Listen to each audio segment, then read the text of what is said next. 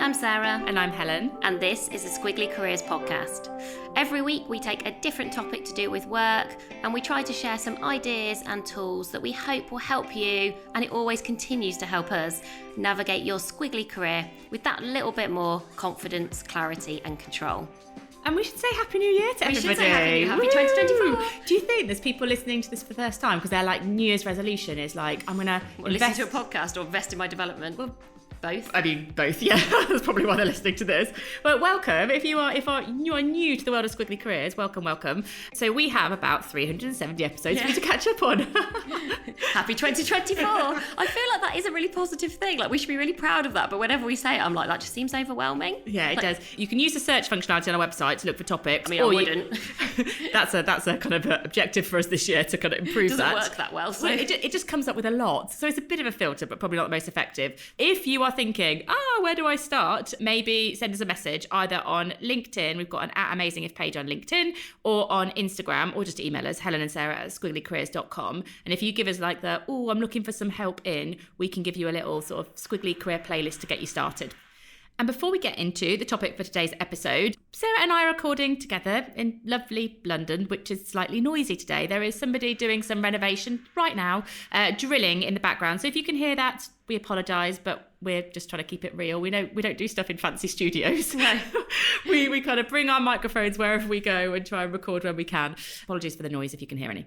So today we're going to be talking about how to grow your role. And in some ways, this is a little bit sort of anti-New Year, New You.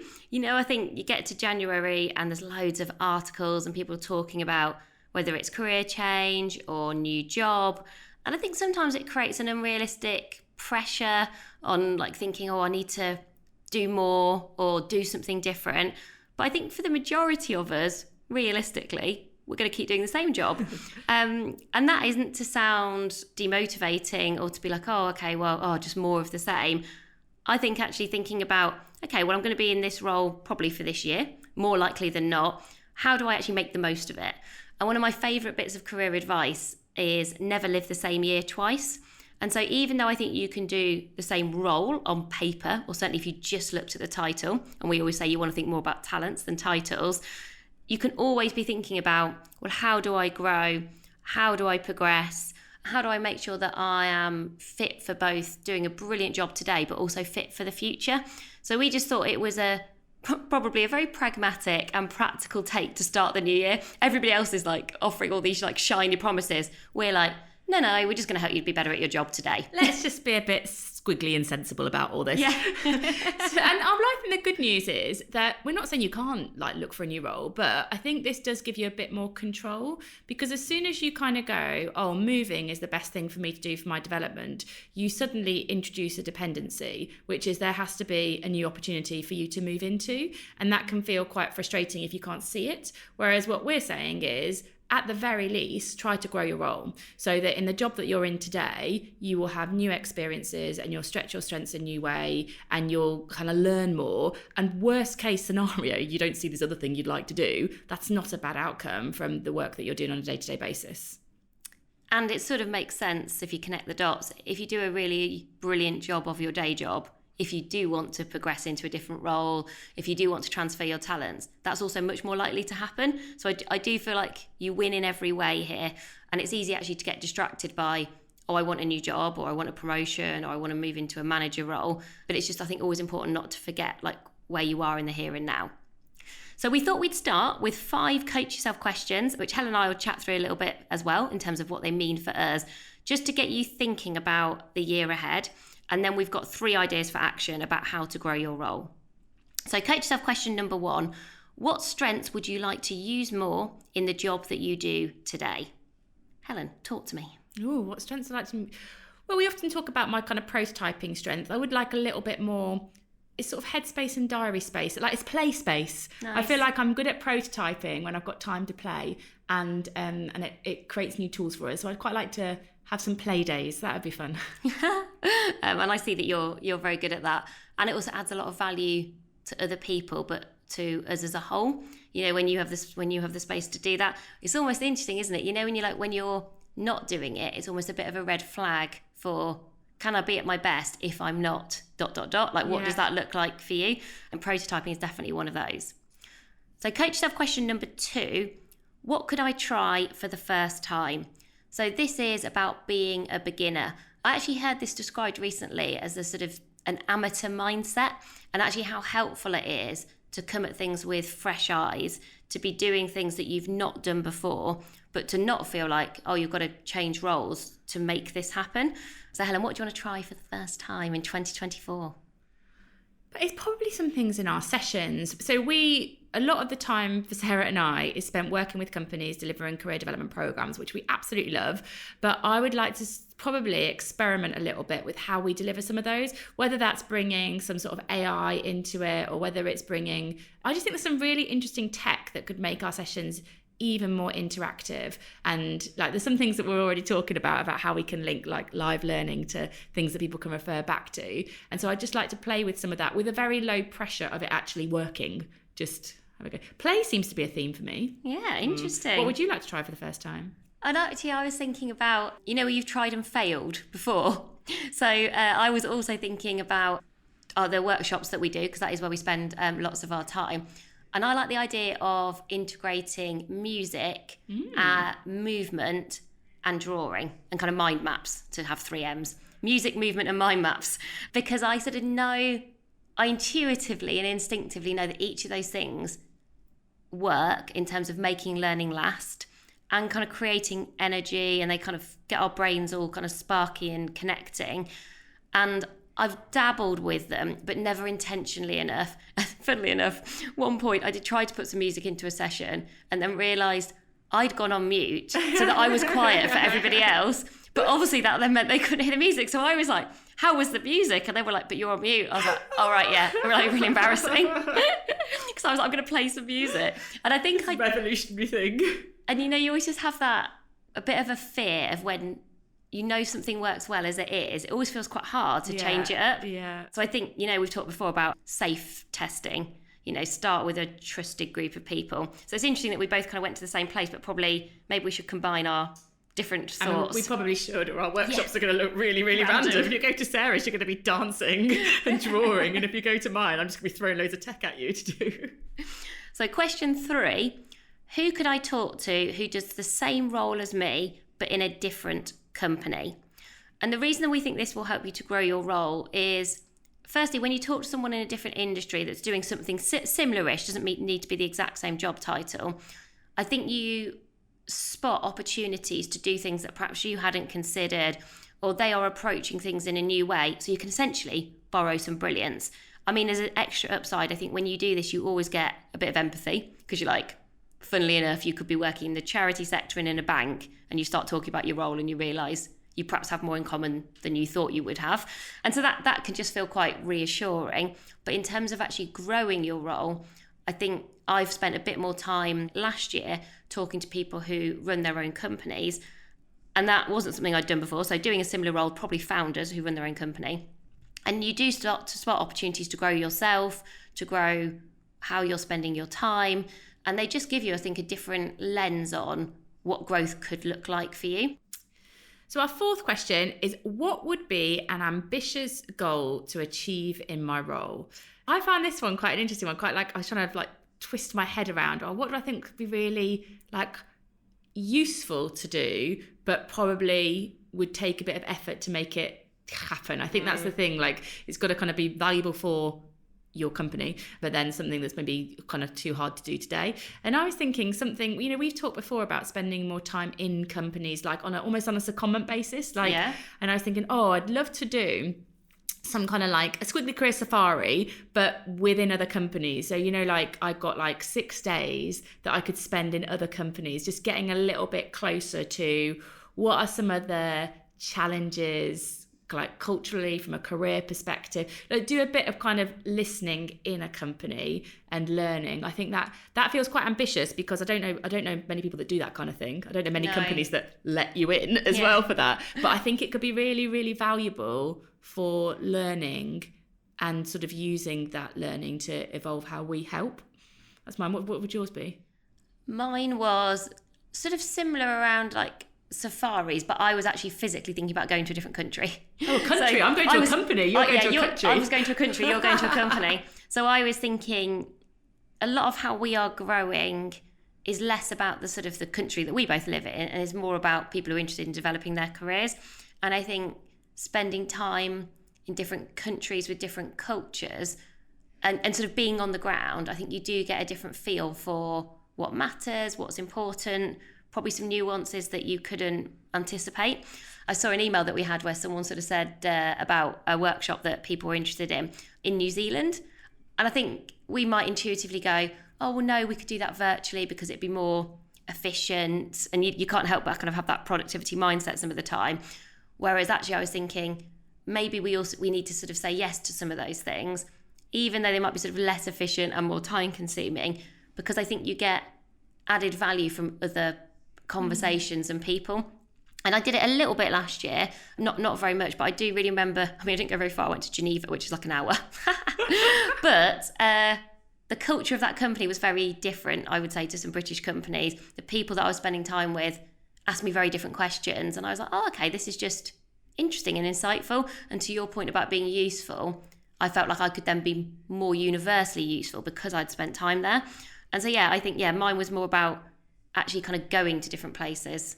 We should have like a mutual objective next year with Squiggly Careers safaris, like both of us. I feel like we could hold each other accountable for it. Coach yourself question number 5. What are my company's priorities and problems where my skills would be most useful? The point of this one, Sarah and I were talking, like, how would we grow our roles? What would we do? And we realised that Sarah and my approach is slightly different. And my immediate one was like, I would map the organisation, the different departments. You were doing lots of matrices, weren't you? Obviously, matrices and maps always. I'd be like, what are all the different functions? Who are the priority people? What are their problems? And how can I help? Because I think I'm quite sort of strategic about how relationships and opportunities can help me to grow a role. But that's exactly what I do. I'd literally get a pen and paper. I'd put me, my team, my department in the middle. I would put all the functions in the team, in the organisation that I worked in, round that in a circle. And then I would, for each of those functions, I'd be like, what's their priority this year? What is their biggest problem? And I would try to draw a line between me and them in terms of how could I help. And then I just work out which one to go after first. And that would help me to grow my role. It would help me to grow my impact. It would help me to grow my influence. So that would be potentially useful if you're a strategic relationship builder like me. It might be a good one to think about. And I would say I've seen a few people that I've worked for take the approach that Helen described, and it is very effective in growing your role, because essentially what you're doing is you're not starting with you're starting elsewhere. And I think that's a really smart thing to do. I think sometimes when you're talking about grow my role, you get quite me and my role. Yeah. And I think sometimes I would be more like that. I would kind of start more with like, what would I enjoy? Yeah. And I think because my strengths are quite spiky and quite specific, I do sort of start with myself and sort of go from there.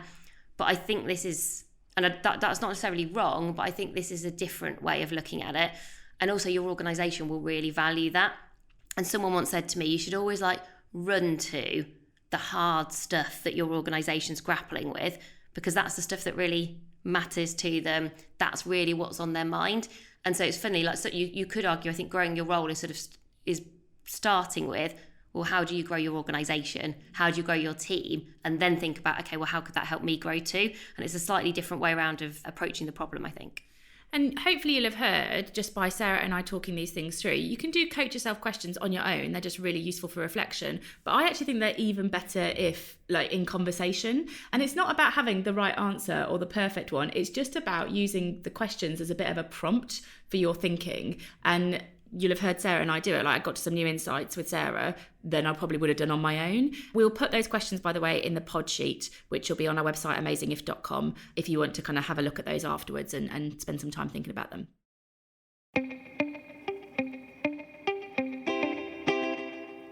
So now we've got 3 ideas for action, which help you kind of move from sort of the reflection part that we just talked about to doing something different with your development, so you actually grow your role. And these are all sort of tried and tested by Sarah and me. So we've got some stories to bring them to life for you. So idea for action number 1 is a bit of a build on that last coach yourself question. It is to spot a problem and pitch an idea. This is different to spotting a problem and solving the problem. Let's explain why.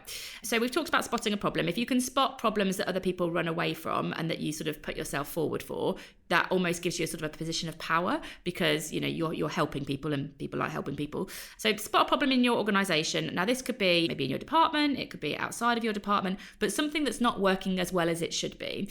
Rather than just solving that problem and saying, right, I'm going to go do this, pitch the idea. So one way we could approach this is, or here are 3 ways that I think we could address this issue that I've seen. The reason you want to pitch an idea and not the solution is because it's a much better way to involve people. So like if I say to Sarah, oh, Sarah, I've spotted a problem. The podcast isn't growing enough out of the UK. What I think we should get on with is this. Then I'm basically telling Sarah what we should do. And she might be like, well, I've actually got some ideas and I'd like to talk about them a little bit more. And she's not sort of bought into solving it with me. Whereas if I sort of share the problem I spotted with Sarah, some potential ideas, some things that I've seen other people do, and I ask for her perspective, that's a much better way to involve her, to create commitment, to create buy-in. So we're sort of solving it together.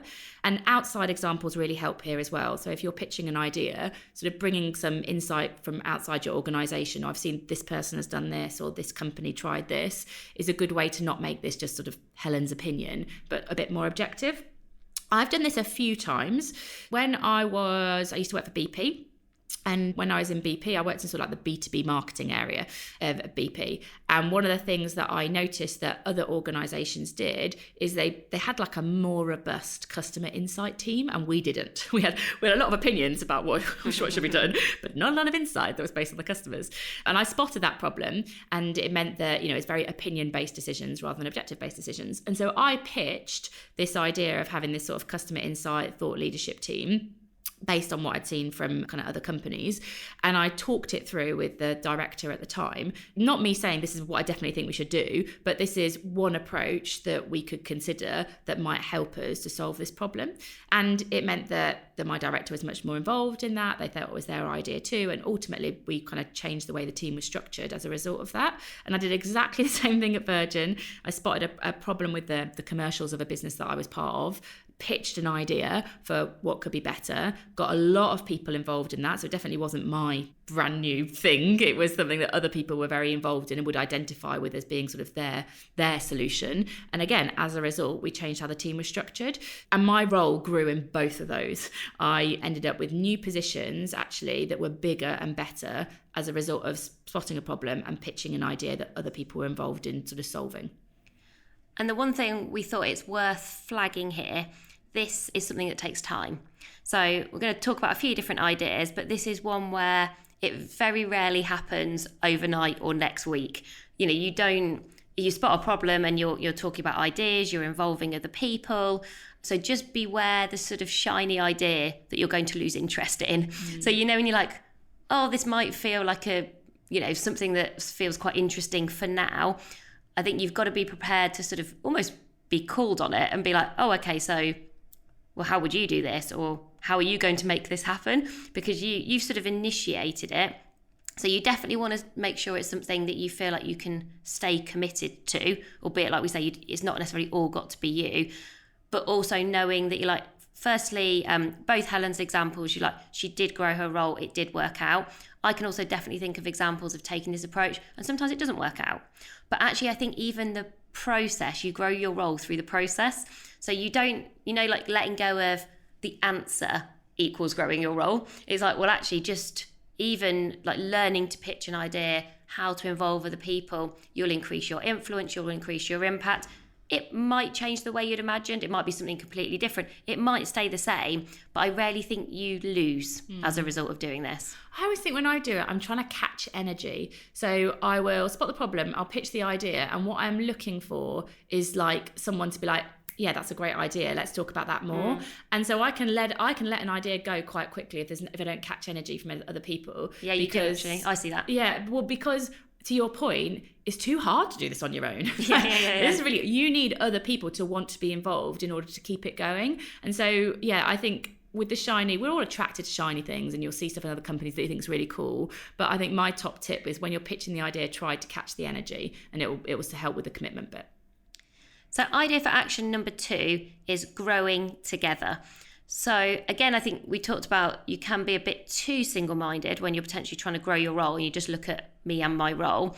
I think it's a really good question to ask yourself, like who else might want to grow their role in either a similar way to you, so you could sort of grow together on the same thing, or who could you maybe work with to grow who's got complementary or distinctively different skills or strengths. So again, you end up being better together. You're kind of better because of this. So Helen and I were thinking, well, we definitely grew ourselves when we started working together back in 2013, in the heady days of 2013, where we first started Amazing If.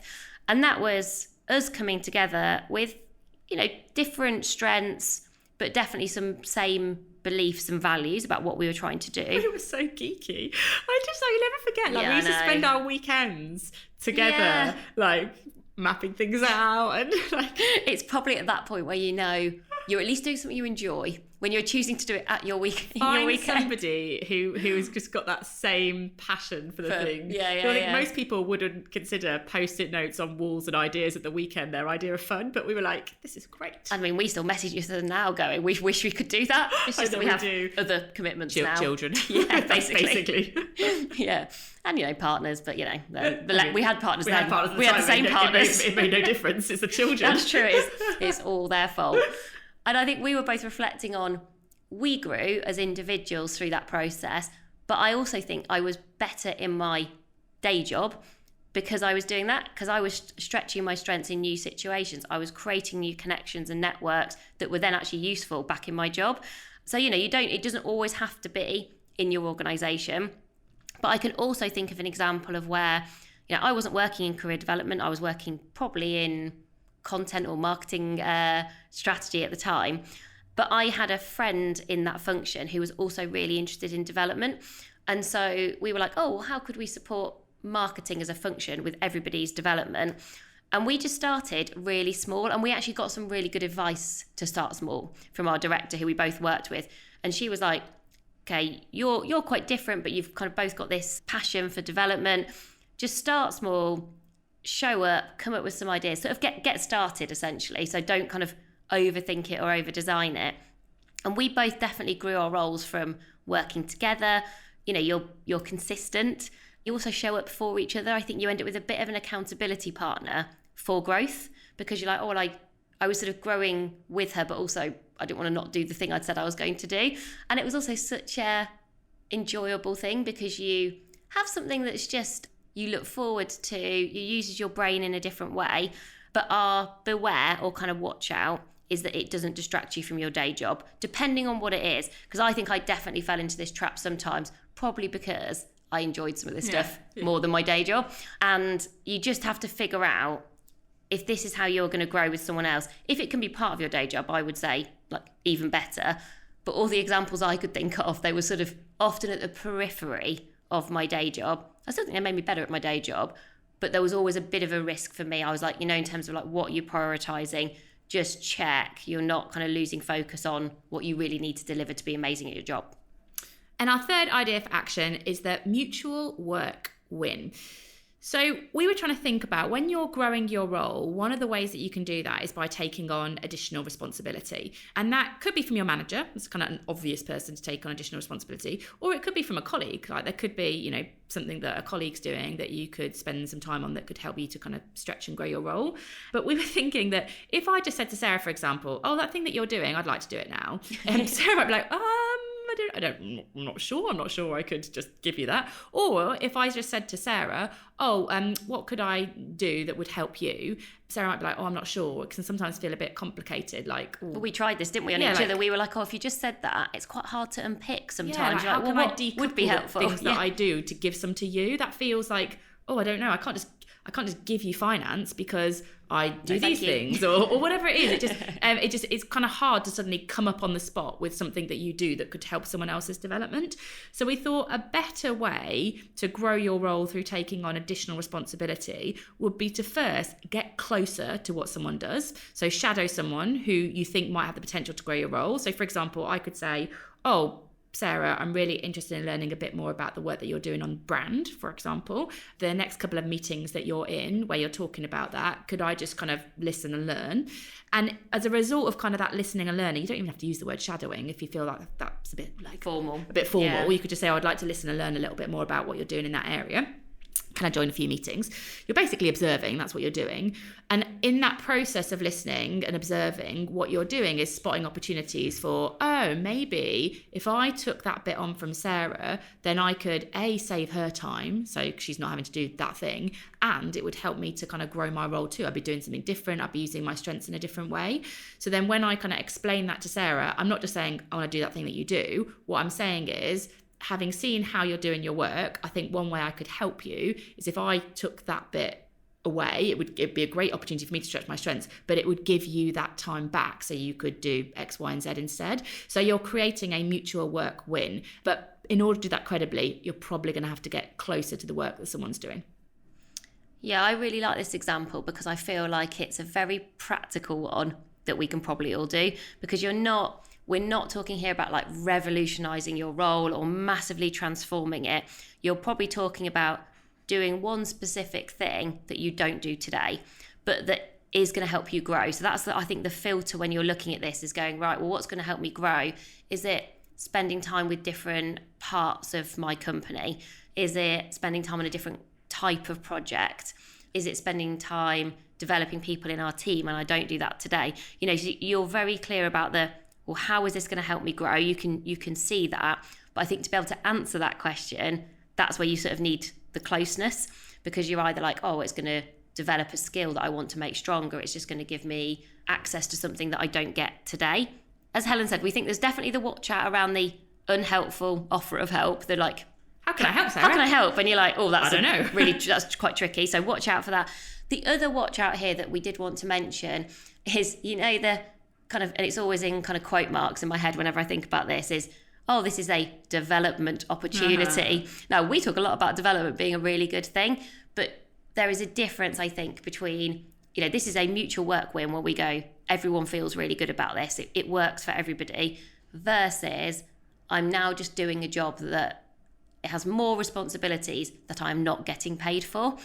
And I think that's something different. That often means, much more time in those areas, almost like your whole job has grown almost simultaneously. You've gone from doing one thing, kind of situation A, and it's now actually you're doing something so different. Counter to this. Go on. Because Sarah and I would approach this quite... You have to be careful. I would caution. This could be a good debate, everybody. Because this is basically the territory of stretch roles, which I've done in a company, which is exactly what Sarah's saying. You're basically doing a job that is bigger than the one that you're being paid for, essentially. Yeah. And how long you do that for can, I think, become an issue if you're not paid for the work that you're doing.